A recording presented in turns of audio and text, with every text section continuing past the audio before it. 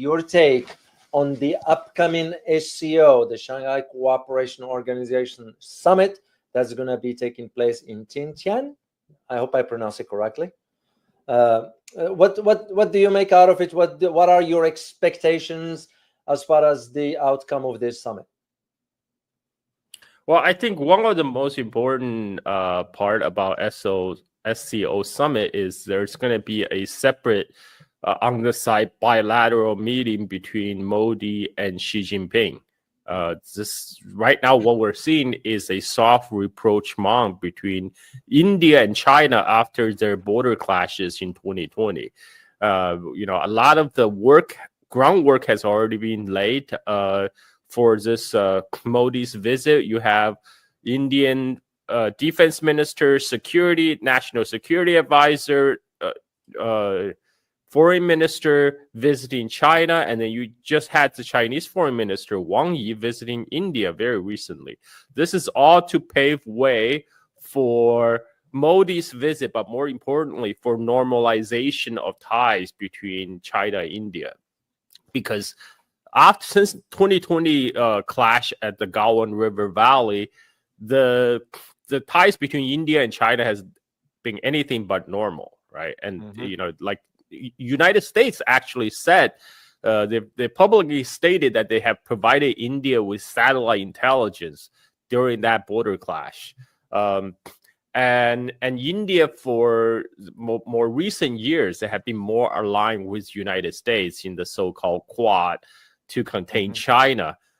And India was also hoping to benefit from the decoupling from China, when the so-called China plus one strategy pushed by the Biden administration, or so-called friendshoring, to push Western multinationals to shift their supply chain out of China, and India was expected to receive much of that outsourcing. As we've seen with Apple, for example, Tim Cook moved more iPhone production to India to produce iPhone specifically for the U.S. market. But then we had this 180-degree turn in the U.S.-India relationship, thanks to the great peacemaker Donald Trump, because he has put such a squeeze on India right now that India have no choice but to seek closer tie with its fellow BRICS members, particularly to repair the relationship with China. I mean, that the process of normalization has been underway even before. Both sides has been meeting. I mean, all these meetings are scheduled way ahead of the time. It's not the last minute thing like the Alaska summit between Trump and Putin. We know that Alaska meeting was last minute because they didn't even have hotels ready for the Russian journalists coming in. They have to put them in stadium, right, with dividers, like an emergency field hospital wards, because it was it turns out it was fishing season in Alaska, so all the hotels were already booked. So that tells me that Alaska meeting was a really last minute thing put together, because they don't even have time to book all the hotels. So whereas the India and China like SCO schedule, these has been ironed out long before. But what Trump did is he's just given an extra push for the India-China normalization. Right after Modi has been basically singing praises of Trump ever since he got elected. And Trump responded by slapping India on the face with, doubling the tariff to 50%, and demanding India to allow access, zero tariff access for American agricultural products, which is a no-no for India because India has more than 60% of its labor force employing in agriculture. That's not an area where India like to give up. So in this respect, I have to say, Indian leaders actually have more backbones than the Europeans. because I'm sure you saw that picture of all these European leaders sitting around like school children at the White House waiting to be assaulted by Trump. And they just take it. They just sit there and take it. And call him daddy. That's just embarrassing, man. That's just so cringe.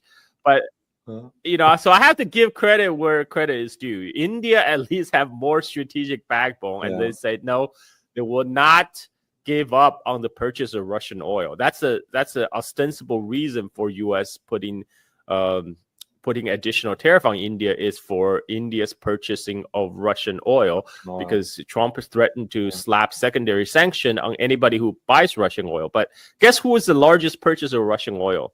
Number one is China. Number two is India. And China already said, who we buy oil from is our business. That's why Russian oil. Yeah, that's why, Carl, Trump couldn't say anything about China.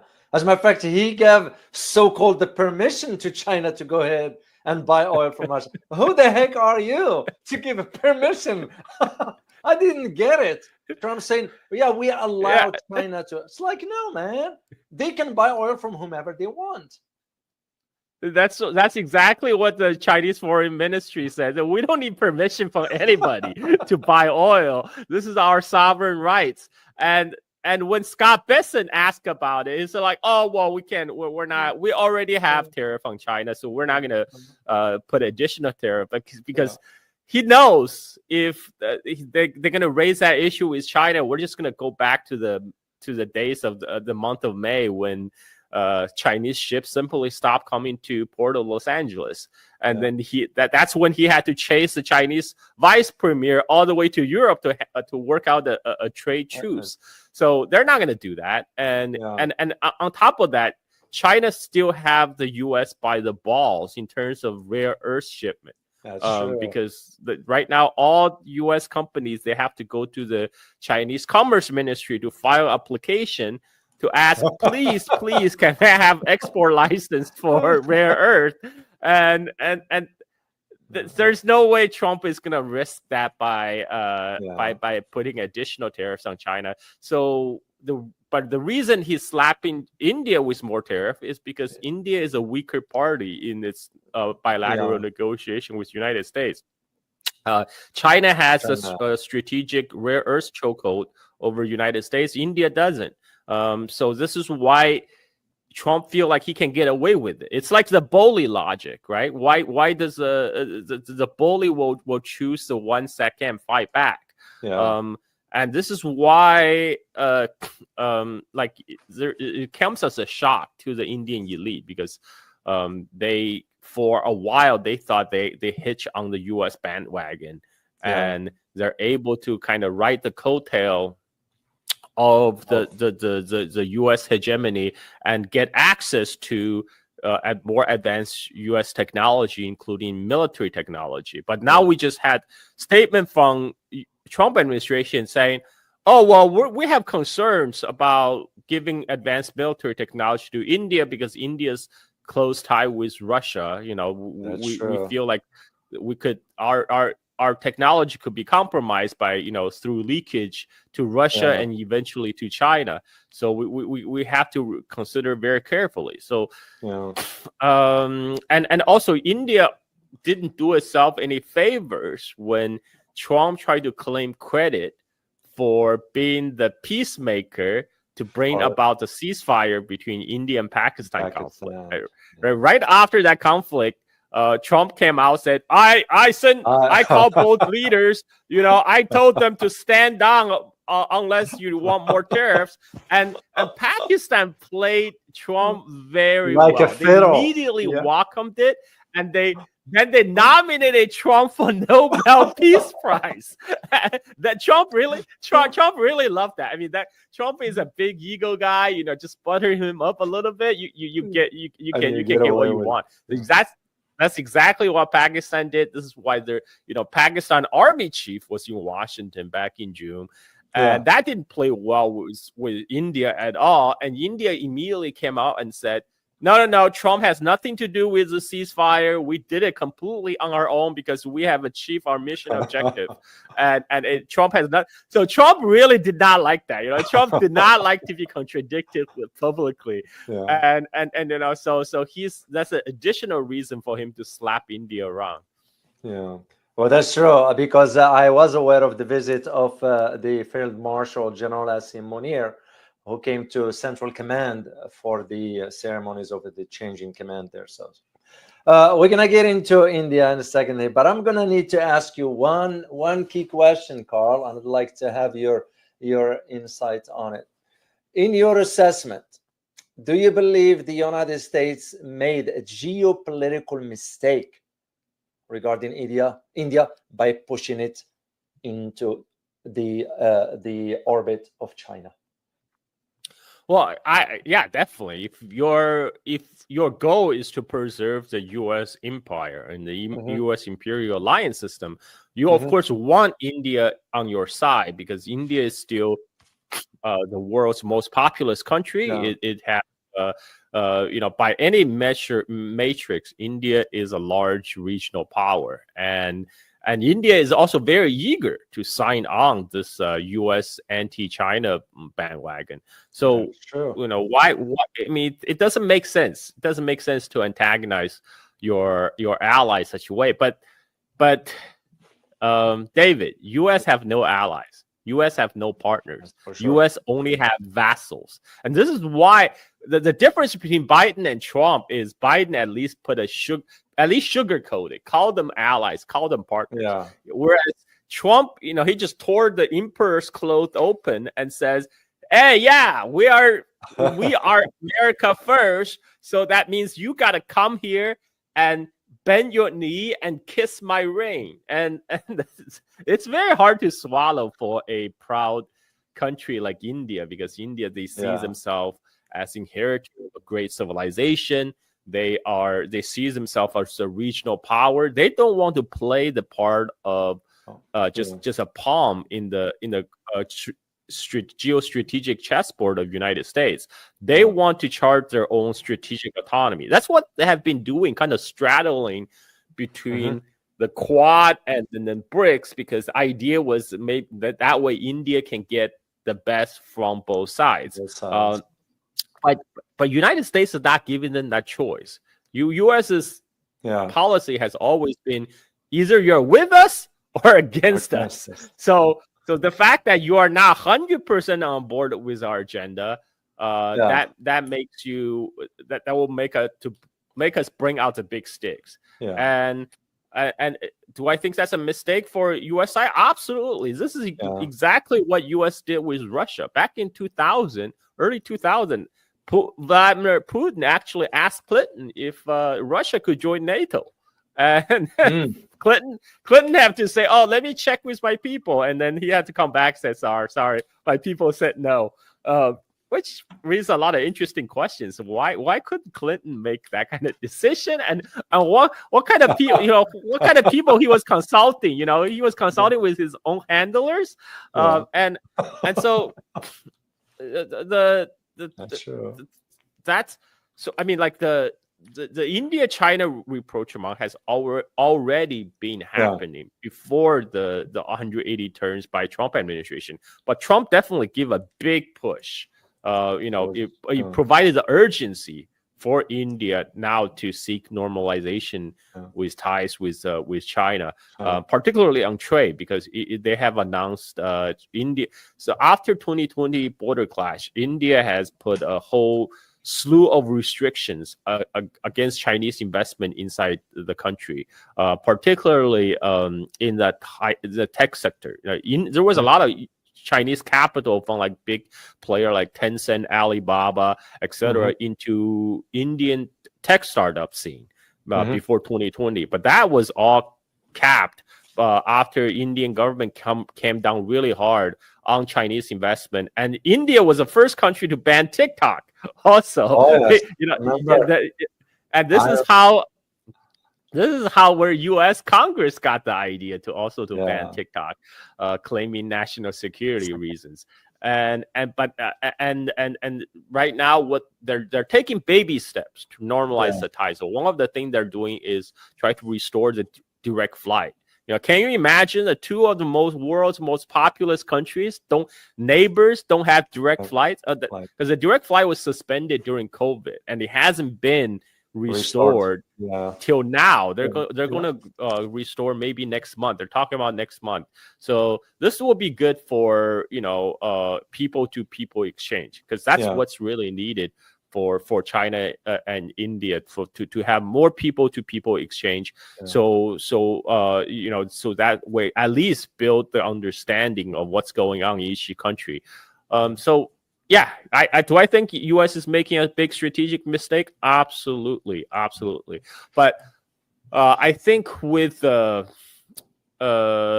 this current policy might just be a particularity of the Trump administration. And Trump, he changed his mind in like 2 days. He can change his mind over a tweet. So if U.S. decide to do another 180-degree face turn on India, I think they could still possibly salvage that alliance, because India still very much like to have access to the U.S. market, because a lot of the Indian IT sector depends on providing back office support for big U.S. multinationals. So that still remain unchanged. So so there's still a lot of, India very much would like to work with U.S. It's the U.S. that's pushing them away, right? It's so now they're being forced to draw closer ties with China. Not that they're not that they that's what they really wanted to do. So if U.S. do change course, they can still potentially make India reverse course. Well, I still believe into that. I'm holding my judgment till I see certain development of certain events before I reach my final conclusion as to whether India is sincere about this rapprochement with China. Because here's the thing, Carl, and please correct me if I am wrong. If we are to say, which I concur with you, that the US has made so far a geopolitical mistake by pushing India into the arms of China, I'm going to have to ask the counter arguments to that, especially from an Indian perspective. To me, the way I see it, and please correct me if I'm wrong, is India pivot to China? Is it because a desperation move or a strategic one? Well, that's a great question, because I think first I call it a soft rapprochement. We're not talking about Hindi returning back to the Hindi Chini bye-bye period, the China-India brotherhood period of early 1950s. That period is gone, never coming back. We're talking about just normalization of ties, because the ties between two countries has been anything but normal since the 2020 border clash. So right now, their first top priority is just simply have a normal relationship. Restoring the trade, restoring the direct flight is the first step, and then India have promised to lift some restriction against the Chinese investment.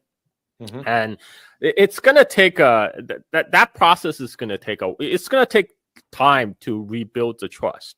One of the issue is the border issue still remain a big thorny side on the bilateral relations, because for China have proposed, okay, let's put our difference aside on the borders. Let's work on other aspects of our relationship, because we are big countries and we have many overlapping interests in other area we can cooperate on. This is kind of the China's a foreign policy approach in a lot of areas. For example, in the South China Sea dispute, that's what China proposed. Let's shelf our dispute, but let's work on our other areas of cooperation. For example, economic cooperation. But for India's side, has always been an insistence. No, we gotta solve the border issue first. Resolve the border issue first before we can even work on the other areas. But the problem is, when it comes to resolving the border issue, China had very reasonable proposal back in late 50s, early 60s that said, hey, let's just make the current line of actual control the permanent international border. Then all we got to do is then sit down and hammer down where exactly is the line of actual control, and demarcate it, and then we're done. But India refused that offer. That led to the 1962 Sino-Indian border war. And this and a lot of the border clash that happened in more recent years is because there's no clear demarcation. And there's a, first of all, they have overlapping claims, but right now there's not even a agreement on where the line of actual control is. The Indian side thinks that the line of actual control is, maybe 50 meters, 100 meters to the east, and where the Chinese thinks that the line of actual control is 100 meters, 200 meters to the west. So what happened is when the two patrol team come to patrol their own areas, what they think is a line of actual control, when they come into contact, and there's border skirmish. And so that hasn't been helping, and this is my take. I think the Indian military also has a stake in not resolving these border issue immediately, because this is a very easy way to justify increase in defense spending. Whenever the border clash flare up, that's more chance to ask for more funds to devote it into shoring up the border security.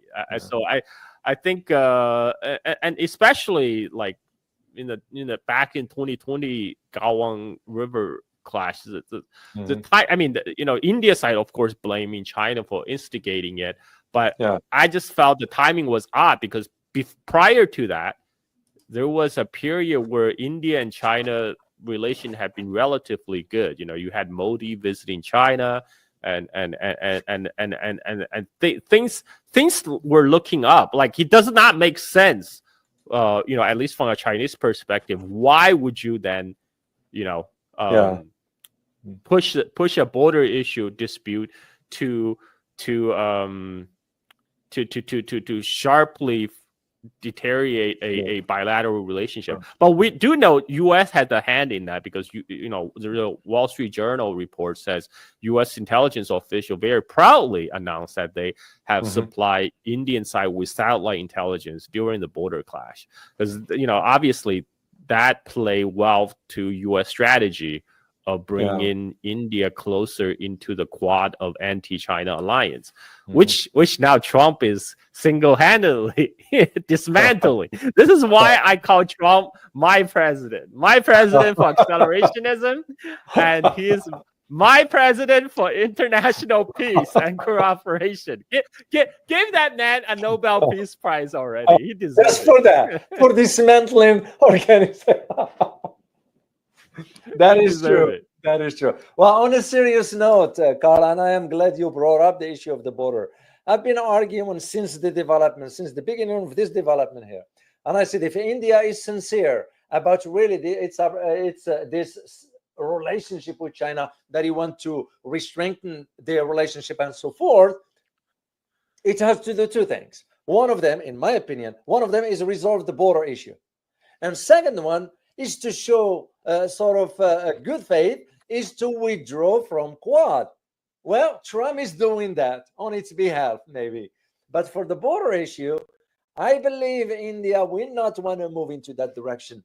In addition to what you stated, which I concur with you 100%, it is also my belief that why India will not want to resolve the border issue is because it does not want the neighboring countries, the likes of Bhutan, Nepal, Bangladesh, given what's going on in Bangladesh, to establish any economic ties with China. And that is the way I'm reading it. Am I wrong in this? Okay, let's just look at the facts, right? China had, when People's Republic of China was established in 1949, it had inherited the border dispute with basically all its neighbors. This is a result of colonial era border drawn by colonial powers. It's particularly the Sino-Indian border. It was just literally arbitrary line drawn by the British, and then China, over the last 70, 80 years, have sat down to work out border agreement with its neighbors. So today, there's still maritime disputes, South China Sea, East China Sea, whatever. But China has resolved all land border dispute with its neighbors, including Russia, Mongolia, Vietnam, Myanmar, Kyrgyzstan, Kazakhstan, Tajikistan, and with the exception of two countries. That's India and Bhutan. And Bhutan is because Bhutan's foreign policy is is handled by India. So you see a common denominator here. It's the Indian side that refused to negotiate on the border issue. China has resolved its long land border dispute with Russia in the early 2000s, with Vietnam, the land borders with Vietnam, with all the Central Asian former Soviet republics. India is the one that's the thing is. There are two major area of dispute on the border. There's one in Aksai Chin in the north, and the one what India calls the Arunachal Pradesh, what China calls the Southern Tibet, and China controls Aksai Chin.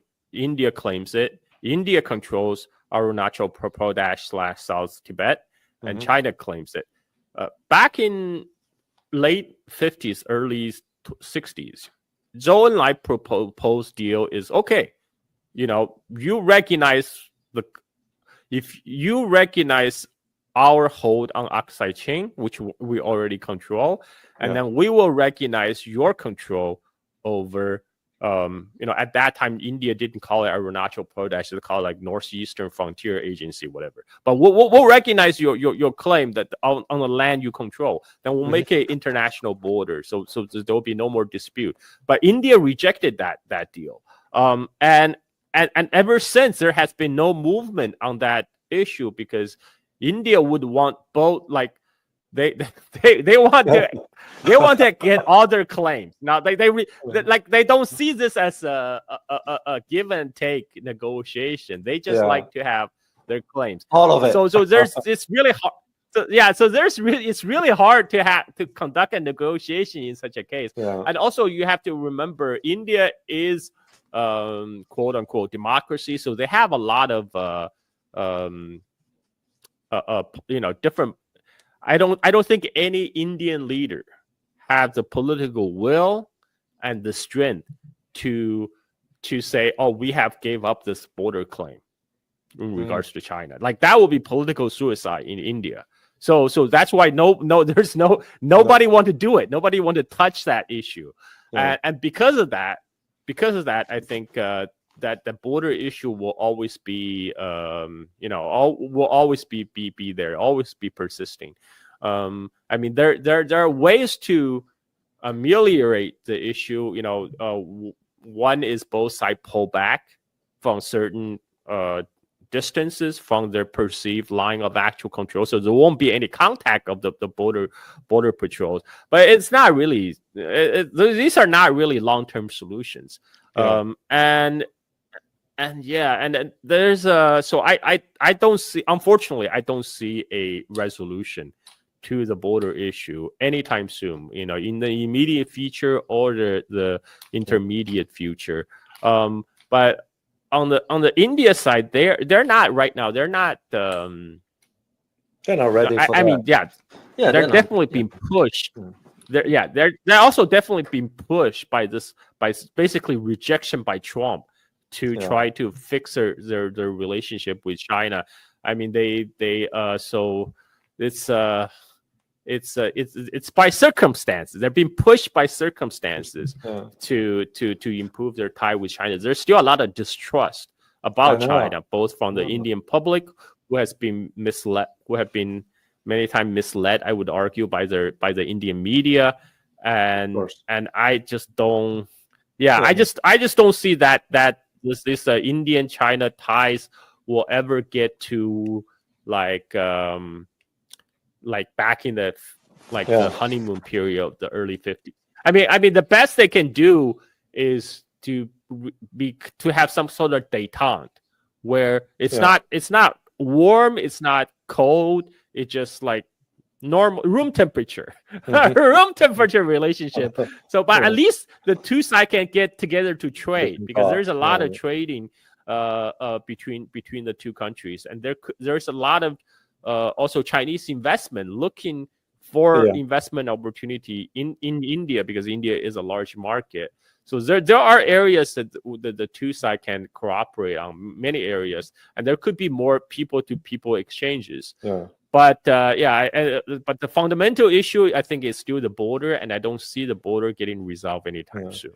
Well, I'm using it as a yardstick by which I will gauge the truly intentions of the Indian government towards really ameliorating or improving the relationship with China on all levels, politically, economically, and socially as well. So, because when I look at this, Carl, and once again, I know some been criticizing me for being too harsh on India, and all I'm doing is providing the facts or placing the facts on the table. Because when I read the recent statement of India regarding South China Sea, and the claim of the support for what the Philippines is doing, and in addition to India selling missiles to Philippines, it makes me just wonder, Carl. And I am like, well, wait a minute. You want to have an improved relations with China, and you turn back and stab it in the back? It just doesn't make sense.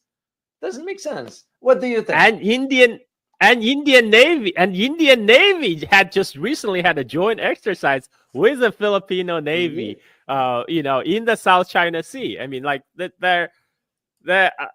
so what India sees itself doing is they see that China have friendly relationship with all its neighboring countries like Pakistan, Bangladesh, Sri Lanka, Maldives, Nepal, and India feels, okay, this is a Chinese conspiracy to contain India. So we're gonna do the reverse. We're gonna form alliance with Mongolia, with Vietnam, with the Philippines to contain China. I mean, that's literal talking points in the Indian media. There was I remember a few years back there were like joint India-Mongolian military exercise called like nomadic elephants, but these are just for show. These are just PR. Like there's no conceivable scenario where India and Mongolia can ally together militarily against China. You guys don't share a border. Mongolia is landlocked between China and Russia, and so these are all for show. It's great for PR, but it's meaningless. And even the the talk about how India is gonna ally with countries in South China Sea to create problems for China. Like, look, most of the countries in the South China Sea, with the exception of the Philippines, are happily trading with China right now. I mean, like the idea that somehow India is going to ally with Vietnam against China is ridiculous. No.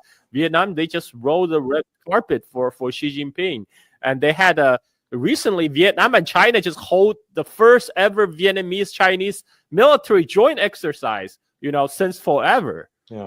So and this is the fantasy of United States and some Indian elite as well to somehow using Vietnam as a counterweight against China is just that. It's fantasy. And the only Philippines is willing to play the role of Ukraine in Asia, in East Asia. And so I mean, like yeah, so I'm what India could really do is take a chapter from China's playbook, concentrate on its own domestic development, right? Indeed. To build infrastructure, to grow its economies, and once you are strong, you are naturally you can attract more allies. You can have more relationships, and also you can push back against bullying attempt by people like persons like Trump, because to Trump, China can say no because China actually hold cards, and right now, in bilateral relationship between India and United States, India is a weaker party because India don't have much cards when it comes to the United States. Yeah, you're right. You mentioned Southeast Asia and how India wants to sort of develop relations. It's not going to succeed. That to me, it's not putting India down. It just does not have what China does, and especially when you consider, for example, BRI and all the investments that have been poured into this. My dear, I have a dear friend, Dr. Dashuan Fang, just had his book BRI translated to the Chinese language. So I'm going to share it with you guys. I'll see if I can get a link to that and put it up for you. But it's the idea that here you look at countries that, you know, they look in long term as far as improving economic ties with China, because it's going to benefit them and it's going to benefit China as well. It's a win-win. India is not willing to go that route. And again, that's to me why I am holding on this hoopla la about, oh my gosh, India is going to China. It's like, hold on a second. There are some fundamental issues that have to be resolved. I think it's you know, I know India get a lot of flags. They're being called the weakest link in the BRICS, etc. But I think there's some reasonable expectation on India, you know, because India has a very different vision for BRICS than other BRICS members. Like Russia and China, they see BRICS as alternative to a world system to push back against the U.S. dominated world institutions. They see BRICS as a alternative to U.S. global hegemony. India wants a alternative, but they don't want BRICS to be anti-Western. They don't want BRICS to be anti-US. This is why India was against the BRICS currency that was pushed by Brazilian President Lula. This is because India came out specifically said, we're fine with the dollar, right? We're happy to trade in the dollar system. And they do not want BRICS to be seen as an anti-American alliance. Even though Trump sees BRICS as anti-American alliance anyway, but India still do not want to position. They do not want to be seen as anti-Western and anti-US, because India itself is not anti-US, anti-Western. So they don't want the large grouping of BRICS also to be seen as anti-US, anti-Western, because India very much would like to work with the US, and it's kind of like a lot of the willingness right now, it's on the Indian side to work with the US. It's the Trump that's rejecting them. And this is why it hurts really bad, because, you know, you are kind of, India is kind of like the jilted lover right now. It's been rejected by by Trump. But it is what it is. At the same time, Carl, we cannot forget, I will not forget, how, for example, India has been a roadblocks in not only BRICS, but also in ASEO. So, and didn't, because I recall this one, didn't want to join China earlier last year. If you remember, when China wanted a united global South, India didn't want to join that one. Because why? It gravitated towards the US. It's because it was the thinking at that time that Trump was their mate, per se. And look where the outcome is. This is why, I mean, I need to see concrete evidence coming out of New Delhi before I'll say, oh, India now is really pivoting towards China and go from there. So, but by having said that, I still give them India props for having more backbones than Europeans. That's true. Right? I mean, they actually stood their ground and said, yeah, they actually stood ground and said, we are going to continue to buy Russian oil. We're not going to place our traditional friendly relationship with Russia at risk because to please United States, because that's what U.S. want them to do. They want India depends on Russia for weapon system purchase and for Russian oil. Trump want India to purchase U.S. energy, U.S. oil and gas, and U.S. weapons. And India said no, like we can't do that because like our ties with Russia is too important for us to reject it out of hand. You know, which makes sense because you know, India is actually making a lot of money re-exporting Russian oil and gas to Europe right now. It's like after 2022, somehow India just discovered this large reserve of oil somewhere in the north and start to export into Europe. Everybody knows what's going on. 5 times the price. Out of 5 times the price. And yes, and Europe is just paying the premium because they have to, and then they go to Washington to be scalded by Trump because they have to. That was very humiliating. So, and we're gonna get into that, especially when it comes down to one particular European country. So, I want to get your take on one aspect regarding this before I move into Europe here. The recent visit, which we talked briefly about, the Mr. Wang Yi visiting India, but that's not what I want to focus on. I want to focus on the day after he visited New Delhi, when he met with the representatives of Pakistan and Afghanistan. Once again, Carl, I'm reading into this as a strategic move on part of China to ensure that if India wants to play double sword per se, or play or be on both sides of the fence, he won't succeed. Is this the reason for the meeting between Mr. Wang Yi and the representatives of Pakistan and Afghanistan?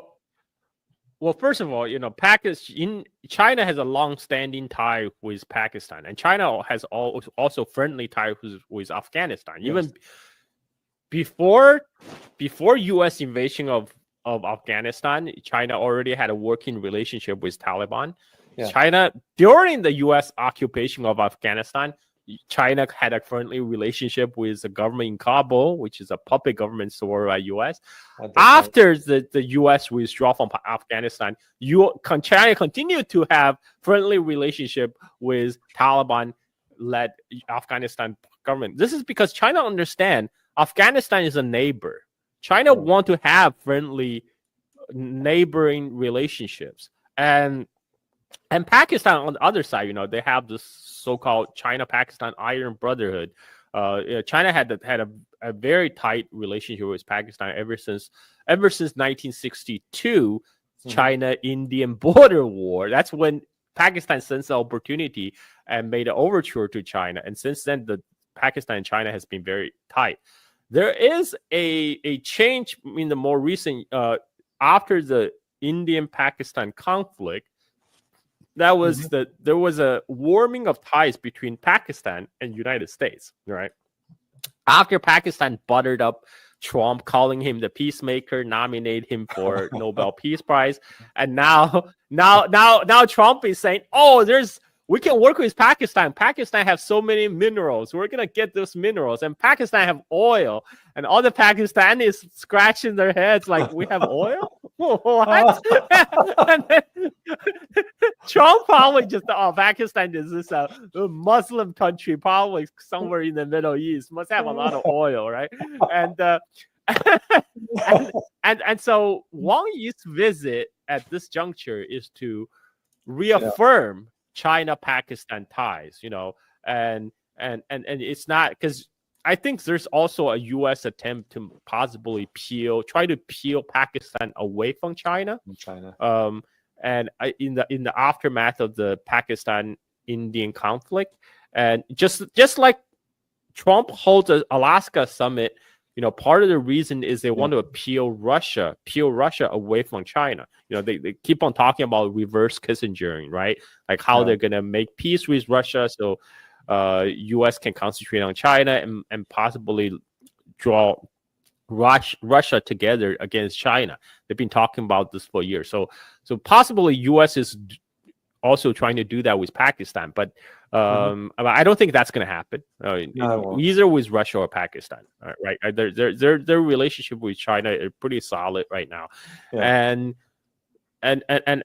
so Wang Yi's visit is to reaffirming the ties, but at the same time, to mediate the relationship between China, to triangulate the relationship between Pakistan, Afghanistan, and China.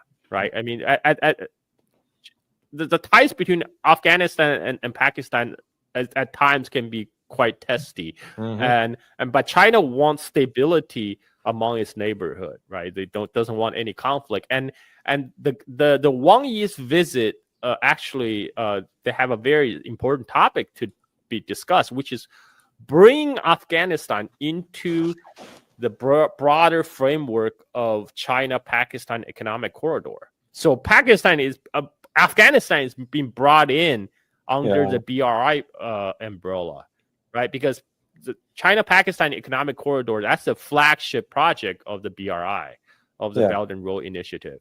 And now China is about to extend that the investment framework into Afghanistan, which kind of naturally makes sense because all three countries are neighbors, and China do have a lot of interest in Afghanistan. Afghanistan have one of the world's largest copper reserves and a lot of reserve for rare earth minerals, for example.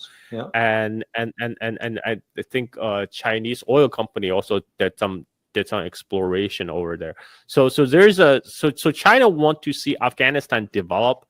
It's the same reason China want to see Pakistan to develop economically. So because a prosperous neighborhood is a guarantee for stability, and that stability in its neighborhood is what China really after. And the China is still trying to build this. The whole idea of China-Pakistan economic corridor is for China to have another alternative route to reach Persian Gulf, right? And this is why they're developing the Gwadar port in Pakistan, which sits like 100 miles from the mouth of the Persian Gulf. And the idea is that the energy from Persian Gulf then can be unloaded in Gwadar and possibly transported via a pipeline across Pakistan into northwest China. That way, all this energy supply will not have to traverse the Strait of Malacca, which U.S. Navy made no secret of wanting to be the choking point against Chinese energy supply. So the bringing the Taliban from Afghanistan into this project is just part of broadening the Belt and Road Initiative across the entire Central Asia. Right. That's an interesting point, and I couldn't agree more, Carl, because I do see it go in that direction as well. And this is why even why the U.S. went ahead and brought in Armenia and Azerbaijan for an agreement only for us to set up shop in Armenia. And we know why. It's because we want to prevent any pipeline going into that direction. So, but let me ask you one last question, my friend, before I let you go. And this one has to do with this particular prime minister. I call her the fox. That's what I call her, Carl. And why am I saying this? This is the prime minister of Italy that is now giving orders to the government to restrict Chinese investments in Italy. I remember I did a video a year ago when Meloni went to China begging the Chinese for investments. And even back then, Carl, I did put a note and I said, be careful. You can't trust what the Italians or any European for that matter How do you make up of this decision by Meloni now to restrict the Chinese investments after it was the one, of course, under pressure from the United States? And when we look at this picture, it speaks for itself. What do you think, Carl? Well, this is again, this is due to U.S. pressure, right? Yeah. And Meloni is trying to curry favor with Trump, obviously, because U.S. has threatened tariff again against Italian companies that has a state like that Chinese that had any kind of Chinese ownership, even a minority stake, and for example, one of the Italian tire maker, the Pirelli tires, they claim that the sensors they put on the tires could be used to spy on American citizens, right, for surveillance. It's like because really, Xi Jinping has nothing better to do to try to monitor what's going on the everyday roads in Middle America, and of course that's just the excuse. That's ridiculous. This is a series of effort that U.S. has initiated back during the first Trump term. This is when back when U.S. had pressured UK and Germany to cancel Huawei's role in building up the 5G network in Europe. And now they're extending it to everything. They're extending it to like tires companies. Italy, for its part, they receive a lot of Chinese investment after 2008 financial crisis, right? Countries like Italy, Greece, they were welcoming Chinese investment to come to their country, to save their asses. And now they're singing a different tune because U.S. is kind of worried about China making inroads into Europe, and that also Chinese investment into Europe is also prying Europe away from the transatlantic alliance, right? And this is the logic of decoupling. It's really kind of tightening the American grip on its vassal states. Like Italy, like the other EU countries, and Meloni is only happy to comply because she feels she just have to make some concessions to make Trump happy. So it is what it is, and China will find other partners. I mean, China is already investing in more countries more welcoming to Chinese investment, like Serbia or Hungary. And BYD is building factories in Hungary and Serbia, right? So they'll find a way. China will find other if they're now welcoming Italy, they will reduce their stakes, like some Chinese company has already done, and they will move elsewhere. I mean. It's the Italians' loss, but China is the one with actual money. They can take their money elsewhere. I won't be surprised that we will see another visit by Meloni to Beijing in 6 or 7 months. So that's usually how they do it. So I'll give you a last word, my friend. I'll give you a last word about how do you see, first of all, this literally, this is to me, it's an indication of really where Europe is right now, politically and economically. That just sums it up. And what are there's no... Go ahead, Carl. Go ahead. No, go ahead. Now I was going to say, just politically and economically, they are done for, Europeans. For the India part, I'm still putting question mark. What do you think? I'll give you a last word. There's no strategic autonomy in Europe. There is none. I mean, all the European leaders are put in their position precisely to be the voice of Washington. Like von der Leyen, she was elected by 40 people. 40 people. She has no... I mean, she does not have to answer to average Europeans on the street on, what she did for them. her job is to be the pliant puppy dog to whoever's in the White House, whether Biden, Trump, it doesn't matter. Yeah. And the Europeans right now, they, there was a time, I'm old enough to remember back in Iraq War, European leaders actually showed some backbone to resist and to criticize the Iraq invasion. I recall. Right. And that seems so long ago now. Like this is now everybody just kneel over and rush to Washington to kiss the ring. And I don't see any possibility of Europeans kind of break free of their bondage to the Americans. It's done. Europe is done. Europe is as for Washington, for India, I mean, India will find itself. Its maneuver room is getting increasingly restricted. For a while they were able to straddle the fence right between the West and the East, and they can say, "Oh, we're the BRICS South," and then they go to Washington, say, "Hey, we are MIGA and MAGA, make India great again and make America great again." It's the same thing. It makes MAGA, but they now have to come to realize the true nature of U.S. empire. U.S. empire does not want allies, does not want partners. They only want pliant vassals, complete blind obedience.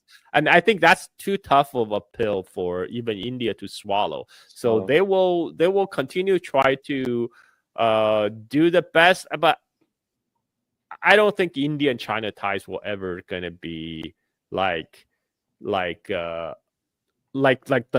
China-Russia tie, for example. No, they won't. It's never gonna get there.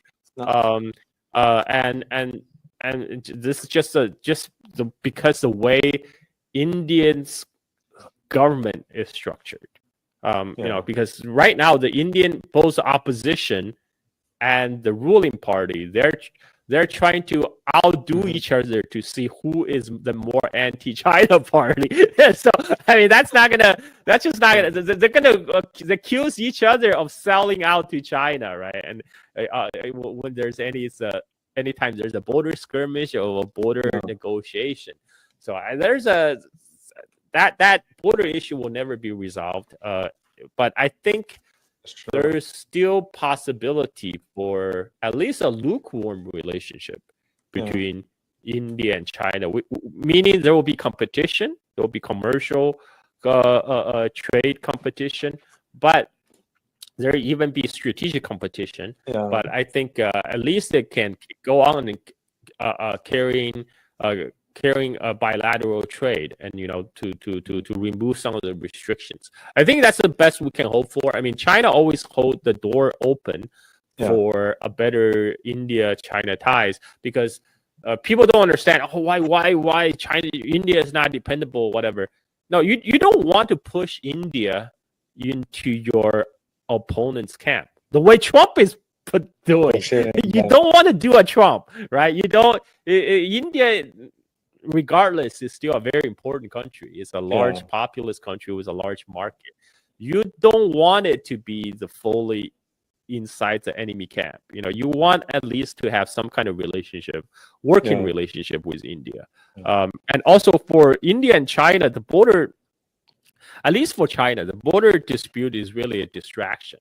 For China's strategic focus is still Taiwan. It's still South China Sea. I mean, to any kind of resources that have to be diverted to the Himalayan border, it's just a really unnecessary distraction. So China on its own has an interest to kind of dial down to see the border tension dial down between India, and so it can shift more of its focus towards the Pacific. I mean, the same way that U.S. some in the U.S. national security establishment argue that United States should get the F out of Ukraine get the hell out of West Asia in the Western Pacific. In the same way, China does not need the distraction of having a side border conflict with India, while the real threat is posed by the United States to its east, to its eastern flank. So any kind of détente with India is still welcome, and I think my best hope for India-China relationship is just people-to-people exchange. You know, to have more people traveling between the two countries will help build some understanding.